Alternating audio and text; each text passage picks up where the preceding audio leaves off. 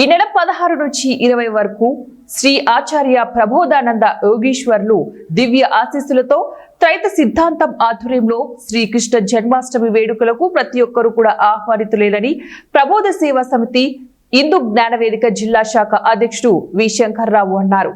బుధవారం గురజాడ కళాభారతి కార్యాలయంలో ఉత్సవాలకు సంబంధించి ఆహ్వాన పత్రికలను ఆవిష్కరించారు. ఈ మేరకు సమితి అధ్యక్షుడు శంకర్రావు మాట్లాడుతూ ప్రతి ఏటా ఈ ఉత్సవాలను జిల్లా కేంద్ర గ్రంథాలయం గురజాడ కళాభారతి ఆడిటోరియంలోనే ఘనంగా నిర్వహిస్తున్నామని, ఇందులో భాగంగానే ఈ ఏడాది కూడా అక్కడే ఘనంగా నిర్వహించడానికి ఏర్పాట్లు చేస్తున్నామని తెలిపారు.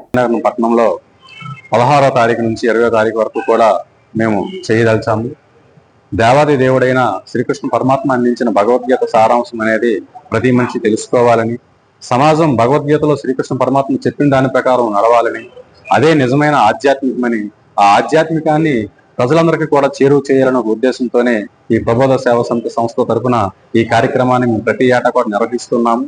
ఈ గురజాడ కళాభారతి గ్రౌండ్ నందు ఈ నెల 16వ తారీఖున పూజా కార్యక్రమాలతో ప్రారంభమై ఈ కార్యక్రమానికి విశేషమైన పూజలు అర్చనలు అన్ని కూడా మేము చేయదలిచాము. దీనికి అధికారులు ప్రజాప్రతినిధులు అందరూ కూడా హాజరవుతారు. కాబట్టి ప్రజలందరూ కూడా స్వచ్ఛందంగా ఆ రోజు కార్యక్రమంలో పాల్గొంటారని ఆశిస్తున్నాము.